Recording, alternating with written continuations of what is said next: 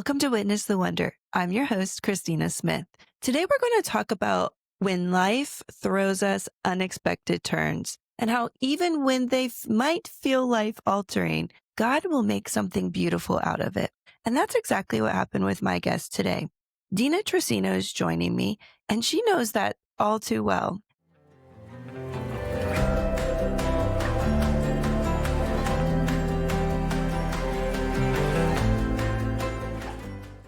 Deena, thank you for being with me today. Let's start at the beginning. You and your husband owned a teen outreach ministry.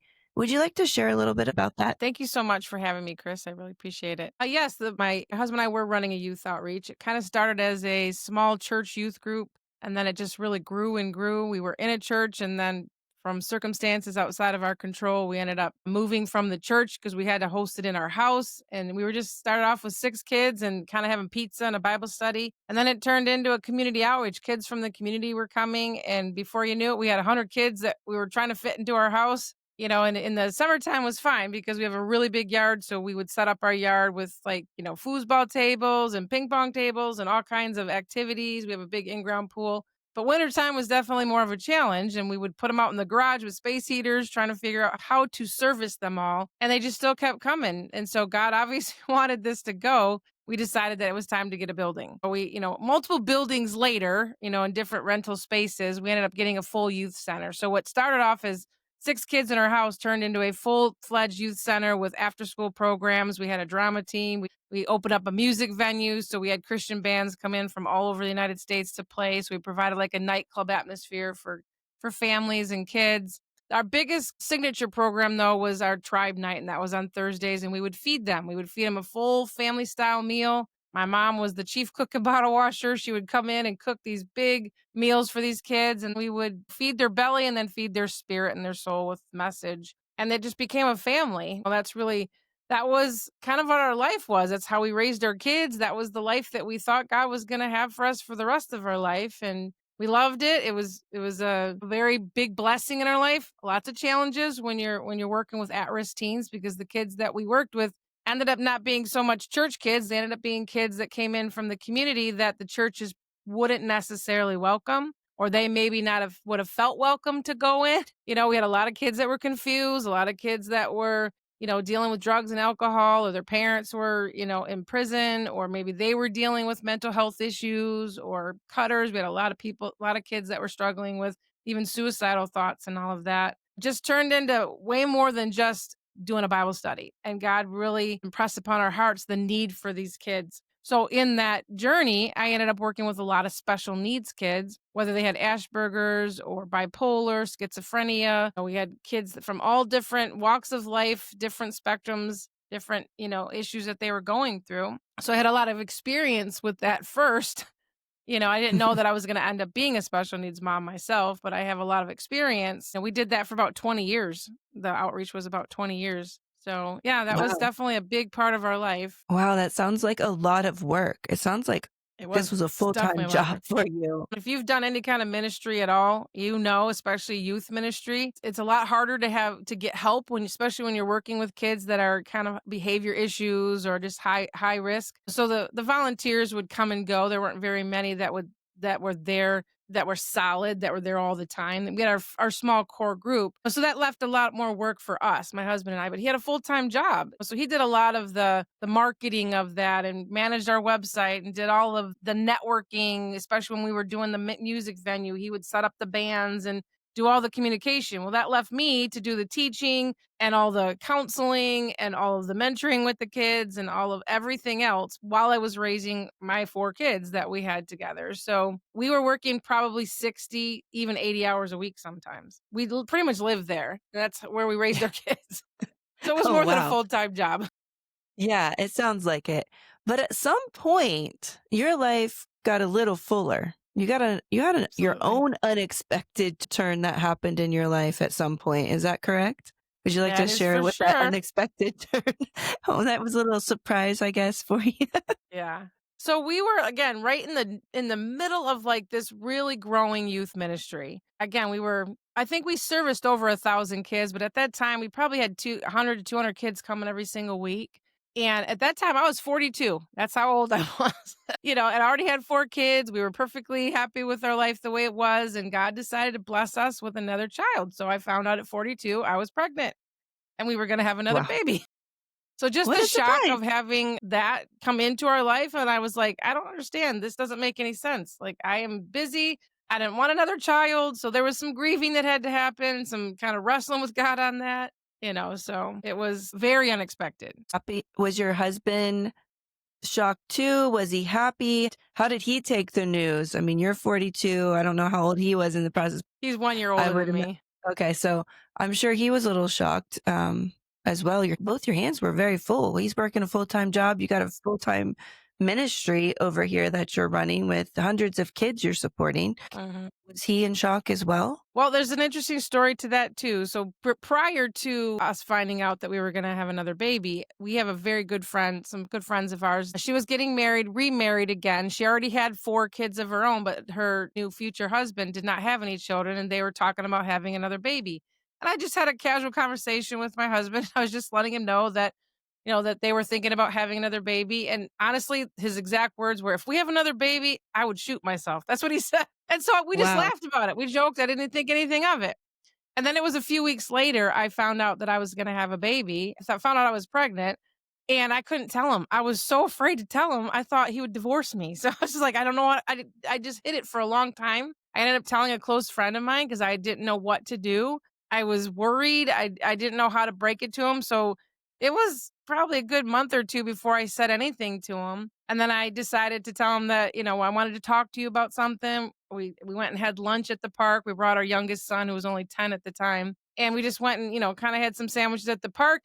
And so when I told him that we were gonna have a baby, he was relieved, shocked and relieved because he thought I was gonna ask him for a divorce. So he was like, "Oh, I'm glad it's not that. Oh, but wait, we're having a baby?" So the whole conversation was very funny. So we laughed, we cried, it was kind of like he was relieved, I was relieved, we were both happy. So once the initial shock of, "Okay, I guess we're doing this again," it was we were very, very happy. And so then the flood of emotions came in and we started sharing it with everybody, and we were very excited that we were gonna have another baby. That's awesome. That was exciting. So you began to prepare for this new little life, right? What did your kids think? Were they all excited to have another They were, new everybody was sibling? excited, especially when we found out she was a girl because I have 3 boys. We have 1 older daughter and she was out of the house already, but so they were very excited, and I was excited to kinda balance out the testosterone in the house. To my husband and So our 3 yes. sons, I was like, "Yay, I have somebody on my team."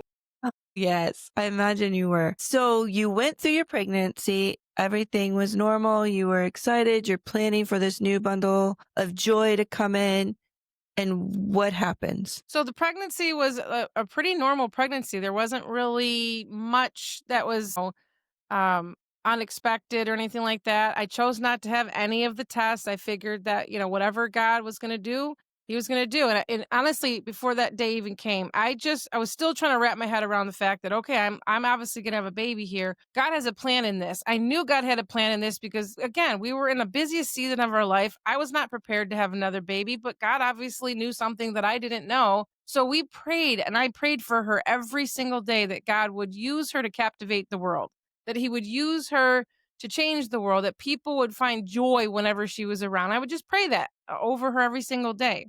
And so I ended up having to have a C-section. So she was early because it wasn't that there was complications, there was some stuff going on with me.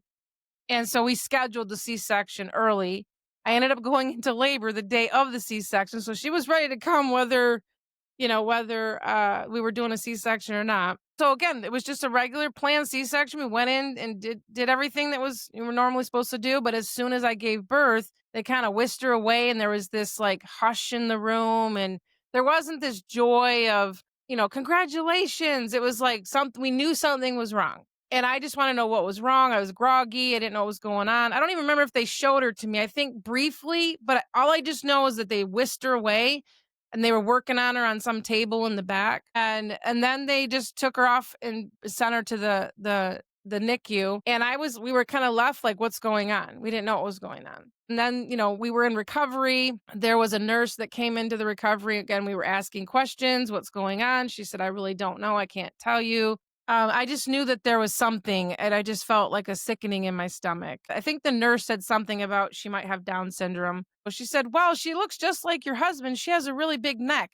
And we're kind of like, "Does that mean he looks like he has Down syndrome?" Or like, I didn't know what that was, a compliment or what that was, but she didn't have the best bedside manner at all.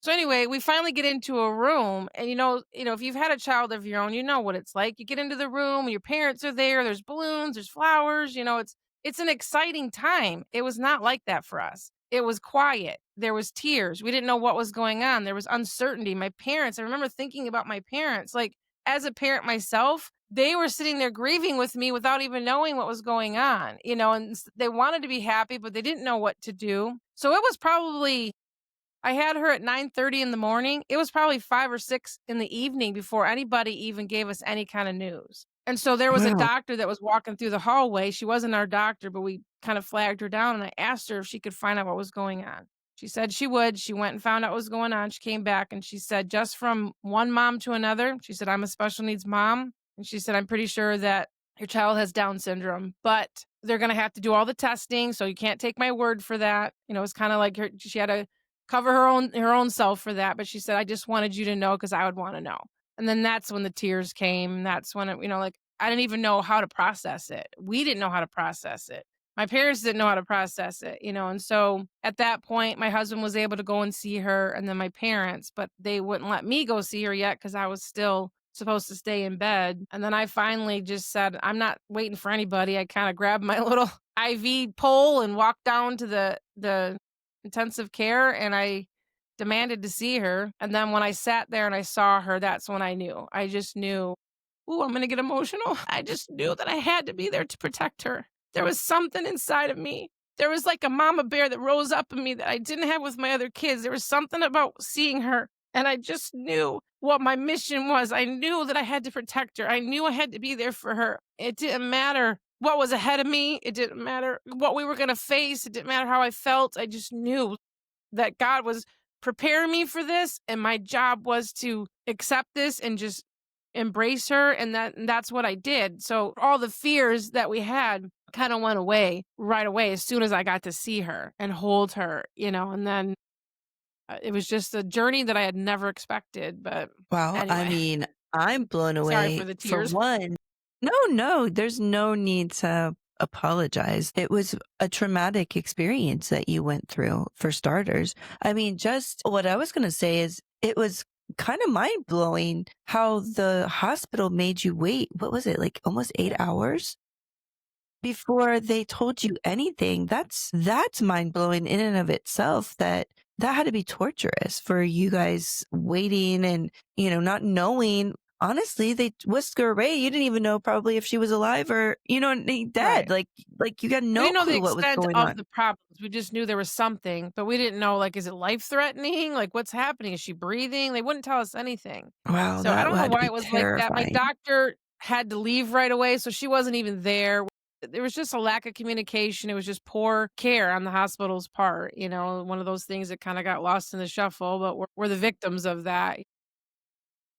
Well, Mama Bear came out and you're like, I'm going to protect her. I've got to meet Gracie, not in person, but over Zoom. And she is a little light. She is She all is. those things you prayed that she would Mhm. be. She is just a little joy. But were there moments that you kind of wrestled with God after the fact, wondering why this happened? I know in hindsight, you can look back and you can see exactly what God was doing at this point. But in the moment right after, when you really could sit down, just you and God, and start to be like, why God? What's going on here? Did you have one of those moments? I had lots of those moments, absolutely. So once you're in the beginning, you're kind of in shock. You're not really sure what to do. There was a part of me that felt bad that I was feeling the way I was feeling. So I didn't even want to really go to God and ask for, like, why is this happening? Because I felt guilty, and this is a big part of what I do now in helping other moms, but I just felt bad that I felt the way I did about her. So there's two things here. You can absolutely love somebody unconditionally and still not want to care for them. because where I was grieving and questioning with God is like, this is not the path I wanted for my life. Like, honestly, we were not that close from retirement. The funny thing is our daughter had just had a baby too. So her son and Gracie are almost exactly to the day a year apart. So our daughter is younger than our grandson. So like we're raising grandkids here, and that's where I was wrestling with, like, I didn't understand why he would call us to do that. He had already called us to do this outreach. That's something that we had given our whole life to. Why would he call me to do this as well? There's so many other people out there that would love to raise a child, that are crying out to God for a child. But then I started feeling bad that I felt that way. And so I had to hide it. I kind of shove it back in, and I didn't know how to grieve the life that I thought I was going to have. So there is an absolute grieving that you have to go through. There is a grieving of the life that you thought was going to be one way and it goes another way.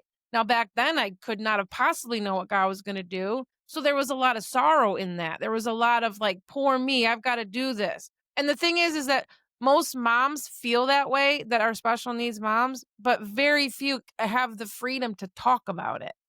The very few would actually feel safe enough to say, "Yes, I didn't want my child," or "Yes, I did. It's not that I didn't want my child. I didn't want to raise it because this is for the rest of my life. This isn't like, once they're done and they you raise them up in the ways that they should go and they go out and they build their own family. This is a lifetime commitment, and it's not just a lifetime commitment. It is an 24/7 lifetime commitment. And when she was a baby, there weren't much difference between her and a typical baby, but the more she grew, the bigger the gap was as far as what her needs were. And so I knew this was going to be something that I had to give up everything for. And that's one of the things that I wrestled with God on. Like, I felt like it wasn't fair, and even like my husband didn't necessarily have to do all the same things. He's our provider and he's definitely works a lot, but I'm the one that had to give up my life. I'm the one that had to give up my friends. I'm the one that had to give up all the stuff to take her to the therapies and do all the things that, even a typical mom doesn't have to do. So yeah, I wrestled, I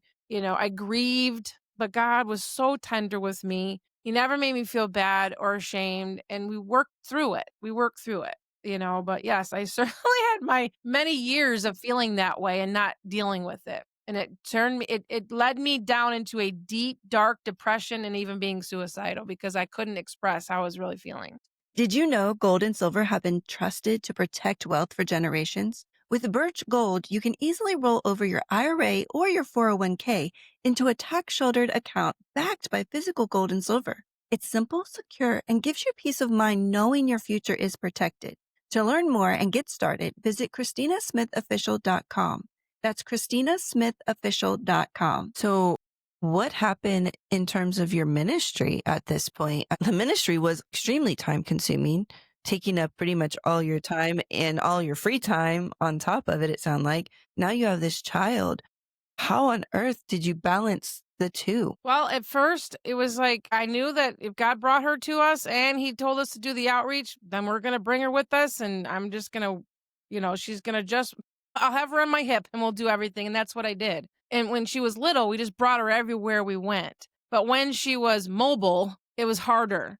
It was harder to manage, and that's when the stress really came in. It's not that she was being bad as much, but you know what it's like when you have a toddler. Right. Okay, They just well, are she was a exploring runner, everything. and so she wasn't just a toddler. She was very challenging and very, I want to say, obstinate, and she wouldn't listen. So we hired a nanny to come with us to the outreach, and she would kind of have Gracie in the back, and Gracie wouldn't listen to her, and she'd want to come and she'd disrupt everything. She wanted my attention. So then we ended up having a nanny at the house. So for a while she was with us at everything. And then we just couldn't do that anymore. It was getting very hard, but it was also getting very expensive because I wasn't making any kind of income. This was a nonprofit. We were putting all of our own money into it. I never took any kind of a paycheck. So to be able to pay for a full-time nanny when you're not making any income was crushing us financially. Especially to find somebody that was qualified to be able to handle all the responsibilities that she had. She had feeding issues. She wasn't verbal. They had to learn how to do sign language. So this wasn't just your typical teenage babysitter. This was somebody that could handle all the different ups and downs of raising a high needs child. So the outreach did suffer when there were times that I had to take a step back, or there were things that we were dealing with, and eventually we ended up retiring from that when Gracie was probably about 7 or 8. I think she might have been 8 years old, yeah, or 7 years old when we ended up So closing it up. I mean, that's pretty that's still a pretty long time to be balancing both Yeah, a yeah, special needs child and the weight of ministry. I mean, I did youth ministry for many, many years, and you're right. It's like I did that on top of running my own business. So, I had a little bit more flexibility in the fact that I got to make my own schedule with my own business, but it still was a lot. And there are sacrifices that would be made. There was times, my daughter was the same way as Gracie, is she went with me for everything. She was in youth ministry before she was old enough to be in youth ministry. That's what right, happens with, PK kids. They're just right. along for the ride. And sometimes they make a lot of sacrifices, um, you know, in that process of ministry. That's some of the sacrifices that we give up in ministry. So 7 or 8 years, you took Gracie with you and then you transitioned out of that ministry. At what point did you feel like things were starting to get normal? Like, you know what I mean? Like you've gone through the shock because like most people nowadays, they find out they're going to have a special needs child while they're still pregnant. You found out after she's born that Yeah. she's special needs. And so you're dealing and processing with all of that. You're dealing with all the care and that she's going to need, like the doctor's appointments, all of that. How long did it take you to adjust to all of this change? Well, before we even get to that point, there was a period of time where we were still at the outreach where we actually started a second business to shore up some of the financial issues. So we were running the youth outreach full time. I was raising my other kids. I was homeschooling my son. And we were doing a second business in the evening. And so what happened is that when you were saying it was interesting because you said with your daughter, there's sacrifices that have to be made. Well, our children had to sacrifice time with us.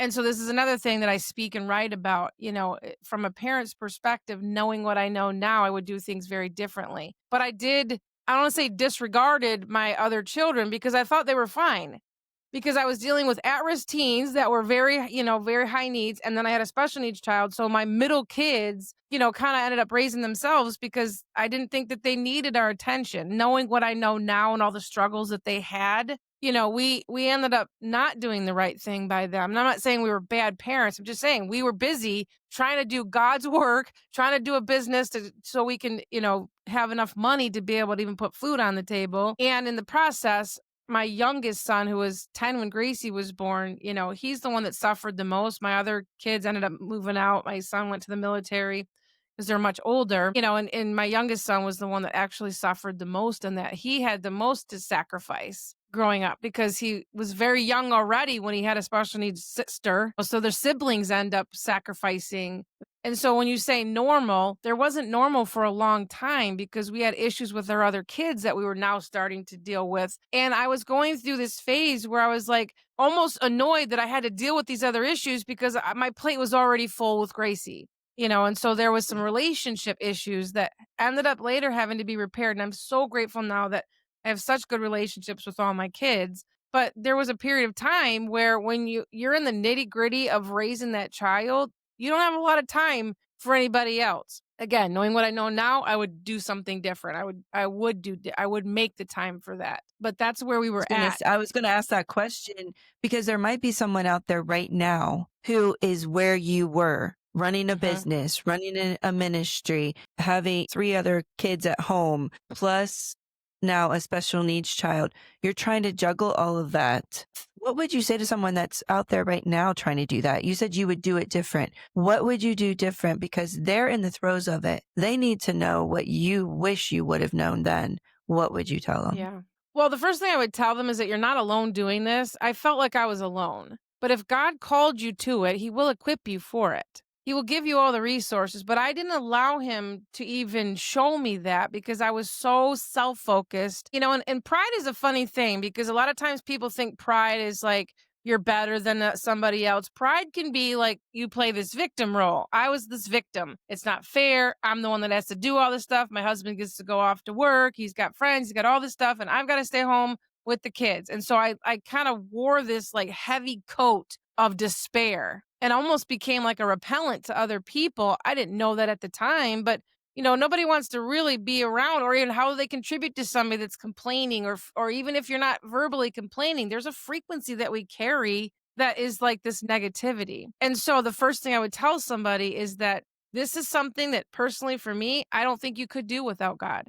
I think you could keep your kids alive. I think you could do all the things that, that a parent is supposed to do. But can you do it without losing your sanity? Can you do it without having stress? Can you do it without being overwhelmed and to despair to the point of wanting to end your life? I don't think you can do that on your own. So I would tell them right from the very beginning that God is the one that ordained this relationship and this child for you. He's the one that has the blueprint. Don't try to figure it out on your own. He is the one that's going to guide you. And I never even thought about asking him, what am I supposed to be doing right now? Should we be laying the youth outreach down? Should we be laying the second business down? Maybe if I would have consulted God on it, it wouldn't have been a struggle. And at the time, looking back now, I would say that being a mother is absolutely one of the most honorable roles that we can have. Don't miss a moment of it because you're trying to make money or trying to serve, because you can serve in ministry and you think you're doing this great God thing. At what expense though? Because my marriage struggled, my children's relationship struggled, they're struggling now in their adult life because they don't know how to manage big emotions and things like that. Your role when you have children, especially when they're young, is to be there for them. Even if you have to, for a season, put aside something that you think is a good thing, you think is a God thing, but a God thing in the wrong season is the wrong thing. So there might have been a time that I needed to maybe have somebody else come into the outreach, but there was that nobody could do what I do kind of mentality. Somebody else Mm. could have come and taken my role and we could have kept it going and I could have stepped back and raised my kids. And so that's what I would just say. I mean, there's so much I could say to that, but you're not alone. Go through all the emotions that you're going to go through. There's no way of getting around it. You're going to have to grieve. You're going to have to try to grasp everything that's your life now looks like. But it absolutely can be beautiful if you partner with God and you enjoy the journey and don't look at it like it's something that is a punishment. I thought it was a punishment or a prison. It wasn't. It was actually something that saved my life. Wow. So. Wow, that's so good. And that's such wisdom, not just for special needs parents, but for any parent out there who's trying to juggle multiple things. And, this has been so good. And we're running out of time. So what we're going to do is I'm going to bring Deena back. She's going to tell the rest of the story in our next episode. So you're going to have to come back to get the rest of the story because there's much more to this story. Deena, thank you so much for sharing your story today. Your honesty and your heart are such a gift, and I know so many people are going to relate to what you shared today. Deena's story is such a great reminder that even when life catches us off guard, God isn't surprised. He already knows what's ahead, and He's walking right beside us through every part of it. In part 2, we're going to talk about how to move forward when life throws us those unexpected curveballs and how to slow down to care for ourselves so that we can care for others, and also how to let God restore what seemed lost in those seasons. Don't forget to subscribe and share this with a friend who needs some encouragement today. And remember, God is always at work in your story.